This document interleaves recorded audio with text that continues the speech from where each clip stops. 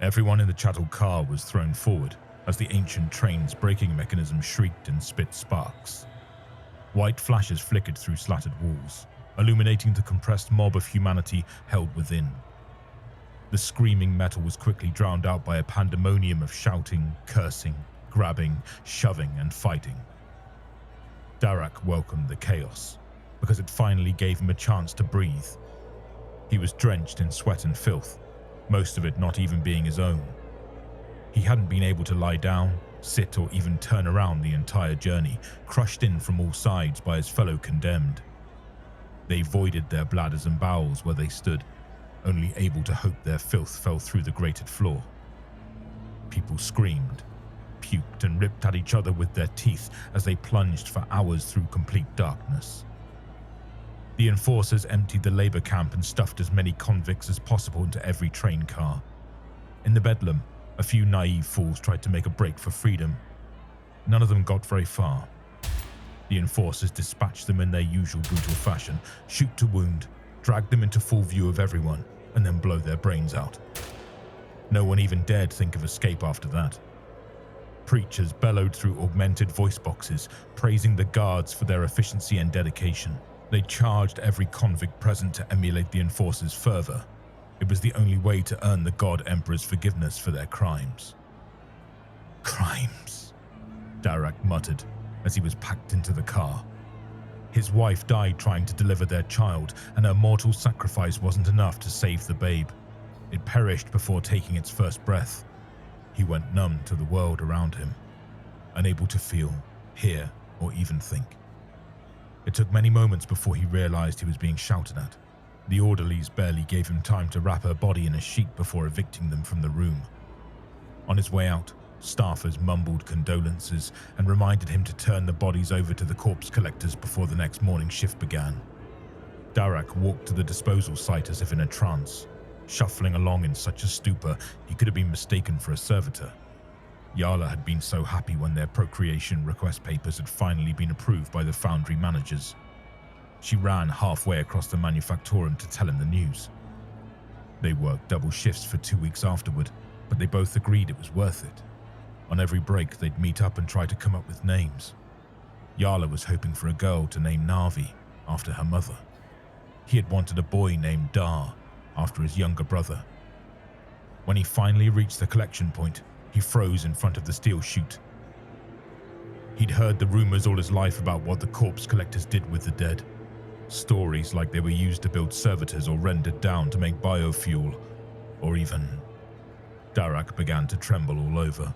More than once he'd seen people suddenly go mad during mealtime, when everyone was issued their ration bars. Those nearby whispered it happened when they bit down and found a full fingernail mixed into their food. Everyone who spoke of it disappeared not long afterwards. This would be Darak's first and only act of defiance. He brought his wife and child down the freight elevator to the foundry and cremated them in one of the furnaces there. It was how his people treated their dead before the coming of the Imperium. He wept as he watched them burn to ashes, and when it was all done, he sat on the floor to wait for the enforcers. It didn't take them long. Darak could only thank the God Emperor the deed was finished before they arrived. He was charged with theft, heresy, and unlawful use of foundry property. The sentence was hard labor for the remainder of his life. Darak was blinded when the chattel car doors slammed open and light poured in from outside.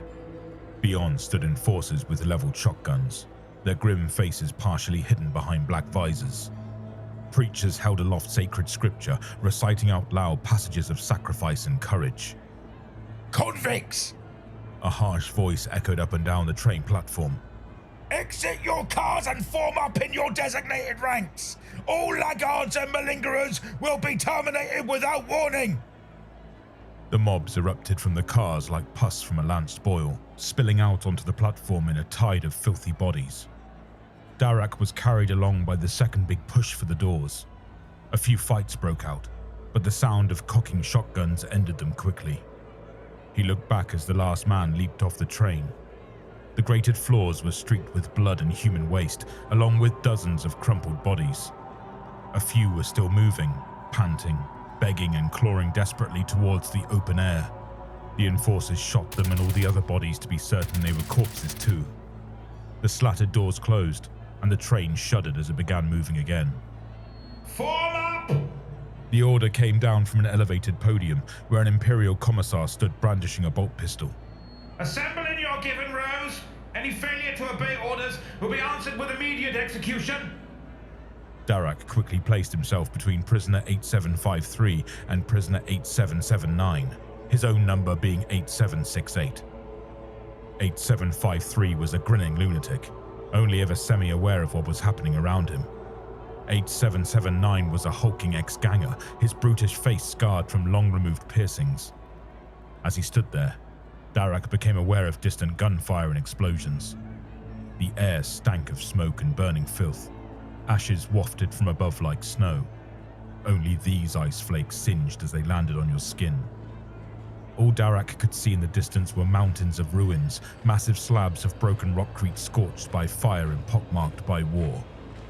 Below the platform was a swarm of activity. A stream of PDF troops in faded grey uniforms marched towards the sound of battle, while others filed past, burdened by grievously wounded comrades. Armed priests led haggard mobs of civilians carrying ammo crates, ration boxes and water canteens. Seemingly everywhere laid injured people, wailing in anguish and begging passers-by for help. Preachers walked down the rows giving hasty last rites to the dying as their followers stripped them of clothes and valuables. Children of the God Emperor, hearken to me! Darak looked up and saw the commissar on the raised podium had been replaced by a confessor wearing soiled robes and a mitre. All the nearby priests raised their voices in an ululating cry, lifting their arms and sacred icons. You are all sinners! The prelate began. Your souls are blackened by your crimes against your fellow man! He folded his hands into the Imperial Aquila. Yet the Emperor is a beneficent God. He knows all and sees all. His voice sings through me, and he says unto you, rejoice, for your hour of redemption draws near. Today, you are no longer prisoners, but warriors in the God Emperor's own army. It is your privilege, duty, and honor to join him in his eternal struggle against the foes of humanity. The vile heretics you'll be facing today profane our great Imperium, and their blasphemy cannot be forgiven. The High Cleric gripped the edges of the podium and roared his benediction with spittle flying from his mouth. You will kill the enemies of mankind. It is your sacred duty and holy purpose to bring death and destruction to all the Emperor's enemies. Fire your hearts with wrath and hold true to your faith. Obey your officers as you would the Emperor himself. Fear neither pain nor death, and sacrifice without hesitation, and you will earn your place at his side. You will kill the enemies of mankind, or be damned alongside them. The priests screamed professions of belief and promises of sacrifice. Most of the condemned joined in, but a few remained silent. Darak mumbled along with the hymns he'd known since childhood, but in truth, his faith died with Yala and their child. Best start making some holy noise, Mopey, the ex-ganger murmured, pumping his fists in the air. The priest's little imps are watching. Darak saw them peering around the legs of the enforcers. They were children with shaved heads, wearing oversized robes that basically engulfed their small bodies. They stared with hard, suspicious eyes, and several of them were on him. Clutched in their little fists were talismans, prayer beads, shreds of sacred text, and hand grenades. Darak lifted his arms and joined the tumult. Far down the line, someone was found wanting and dragged forward by foaming priests to be whipped into red pulp. Now go forth and win your redemption upon the sacred battlefield! The Confessor threw his hands up and closed his eyes in holy rapture. Shed your blood for the Emperor's higher cause, and I promise paradise awaits you! The Imperial Commissar gave the order, and the enforcers herded the condemned down toward the trench lines. Do not fear, my happy chums.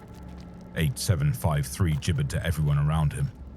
I spoke with the God Emperor last night in my dreams, and he told me his angels were coming to help us today.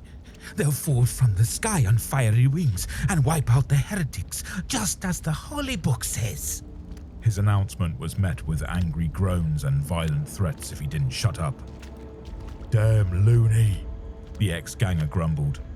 Every underiver knows that there's no such thing as angels, least of all the emperors. You're smarter than that, ain't you, Mopey? Darak didn't answer. Where are these pigs taking us anyway? 8842 asked out loud. He was a squat, ugly murderer, missing an eye and half his teeth. If they're going to kill us, just be done with it already. You heard what the churchman said? 8830 barked over her shoulder. We're going to fight for the God Emperor so he'll forgive our sins. If that were the case, they'd be giving us weapons. How else are we supposed to fight the Emperor's enemies?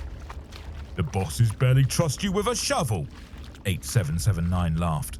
Who'd be stupid enough to put a gun in your grubby mitts? The trenches cut through rockcrete and rubble, becoming narrower and narrower as the noise of battle grew louder and louder. Menacing spools of razor wire rimmed the battlements atop rough-cut walls speckled with blood and human waste. Above their heads, las cannon fire made red streaks through the air. A distant explosion shook the ground, crumbling loose rockcrete and causing men to stumble and fall. The enforcers redoubled their pace, and Darak's group was swiftly ushered down a dark tunnel. They emerged moments later in a crude bunker carved from the rockcrete like a cavern in stone. Braziers made from spent tank shells filled the room with ruddy light and the stink of dirty promethium. The convicts were ordered to sit, and Darak flopped down, panting like a dog. Priests opened their canteens and waded through the masses, pouring water into supplicant mouths and giving blessings. Darak caught as much as he could and savored the feeling of moisture on his sand-dry palate. Not long after the priests finished their rounds, a commotion arose from another tunnel. Out of it came PDF commissars manhandling a hunched figure with an officer's greatcoat draped over his shoulders. The man's face was a rictus of pain, his tortured breath hissing between clenched teeth. His shirt was a ripped, blood-stained ruin, and his hands trembled as they held the coat in place. Electro-flogging, the maniac beside Darak whispered. I'd know one of those faces anywhere. It was on so many of my friends as they died screaming in the guardhouse. Their dying was long and hard, but they're with the Emperor now. He grinned, a mouthful of brown and black teeth. Lucky them, huh? His raspy cackle was like crumpling paper. One of the commissars unfurled a scroll and read aloud. Former Captain Sorver of B Company 2nd Battalion, you have failed in your duties to the Emperor. You defrauded the troops under your command and stole Medicaid supplies to sell to known insurgent groups. By order of General Kalak, your penance for these transgressions will be to lead the next forlorn hope into the enemy lines. Pray your death is swift and glorious. A younger commissar began handing the captain his sword and auto pistol, but was stopped. No! The one with the scroll snapped. A sword is too noble a weapon for this coward's hand. Give him his pistol. Any filth can shoot a gun. He looked over at Darak and the convicts. Well, maybe not this filth. The commissars all smiled and chuckled darkly. The pistol was shoved through the captain's belt and a flask pressed into his hand. The head commissar rolled up the scroll, stuffed it back into his jacket and checked a timepiece. The next bombardment will start in 155 seconds. Have this scum up on the battlefields and ready to charge the moment the artillery stops.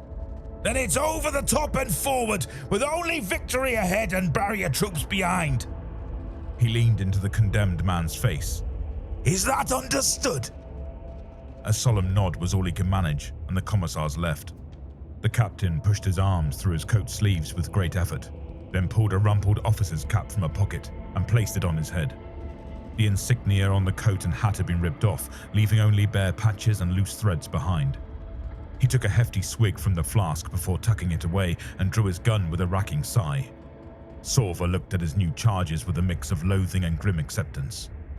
On me, he growled, then turned toward the front of the bunker. For the Emperor. and all his great works." The enforcers barked their time-worn threats, and every convict was on their feet, filing after the captain. The priests followed suit, but the guards remained behind. Just beyond the bunker was a bowl-shaped depression, ringed with sandbags, razor wire and machine gun emplacements. There were soldiers loitering about as well, but they were not in shabby PDF uniforms. They were dressed like the Imperial guardsmen Darak had seen on holoreels that played constantly in the break rooms. He recognized the helmets, flak armor and lasguns first, but when the rest of them came into focus, he almost cried out in shock. These men were like no one Darak had ever seen before. They had wide, round faces, with icy-colored eyes and strange red tattoos covering their cheeks and chins. Small bronze medallions dangled from noses sheathed in dull green stones, and flint blades hung on leather thongs about their necks. Their broad, cynical smiles were made more unsettling by glyphs cut into their brilliantly white teeth. Darak gaped, but was quickly pushed along by a priest. "Pay them no mind, penitent," the priest said. "They're here to do the Emperor's work, same as us." "Father, I don't have a weapon," Darak blurted in sudden panic. "I have no more martyr vests," he responded matter-of-factly. "You must trust in the Emperor now more than you've ever done before, and face his enemies with the fearlessness of one destined for sainthood." Darak stared incomprehensibly, but then heard a shout from a nearby guardsman. He swaggered towards him with a grin stretching across his grotesque face. "Here," he spoke in a harsh accent. "Weapon for you." The guard pressed something into his hand. Darak looked down. It was a chunk of rockcrete. They all spit laughter at the convicts before taking up their positions behind the machine guns. Darak's heart pounded like a drum trapped in his ribcage. His bowels felt weak, and his legs trembled uncontrollably. The condemned mounted short ladders made from scavenged rebar and huddled against the foremost barricades. The stench of burnt flesh saturated the air like a miasma. Peeking over the sandbags, Darak saw corpses tangled in the razor wire, their bodies ripped apart by close-range gunfire. The ex-captain hunkered down next to Darak, his eyes leery from the contents of his flask. There was a distant howling that quickly grew into a shrieking horror, and Darak clapped his hands over his ears just as the explosions began. Shock waves pummeled him like invisible fists, and he pressed his hands harder and harder until he screamed. Everyone else was screaming too, but no human-made noise could compete with such wanton destruction. Seconds became hours, and just as it seemed it would go on forever, it all stopped. "This is it!"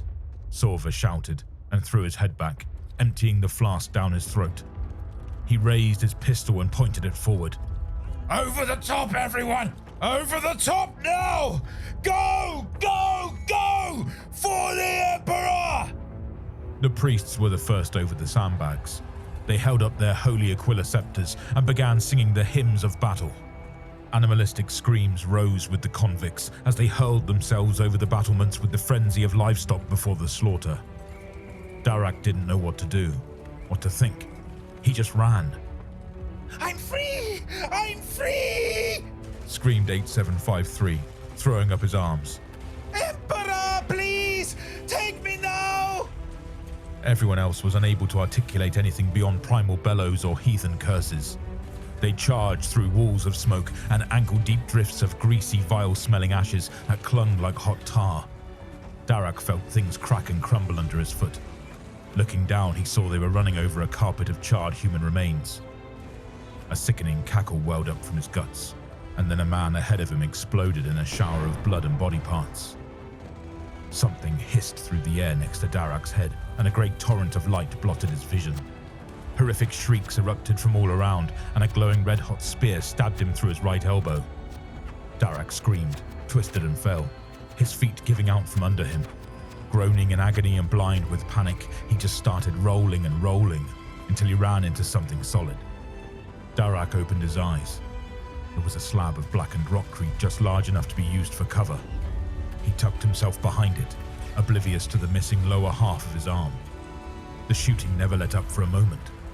People wailed, running in all directions, thoughtless with terror. Darak saw the ex-ganger stumble past, sobbing like a frightened child, moments before he was bisected by a burst of machine gun fire. Something heavy flopped down next to Darak, reeking of alcohol.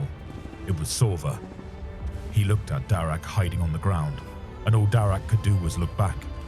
The ex-captain's eyes narrowed in judgment, and he raised his pistol to Darak's forehead. But in that same motion, the top half of his skull was blown away. Darak laughed and cried as all semblance of sanity fled his tortured mind. He stood in a fit of madness, and a wall of orange light rushed towards him in an instant. In the haze of the oncoming fire, Darak could swear he saw the silhouette of a woman holding a child. Yala, Darak muttered, then was torn to pieces by a final salvo from the starving, desperate wretches who'd been sent to destroy. Darak's body was trampled under a mass charge of PDF troops, followed by the Imperial Guard, who mopped up what resistance was left. They claimed victory in the name of Lord General Kalak, the savior of Hyksos.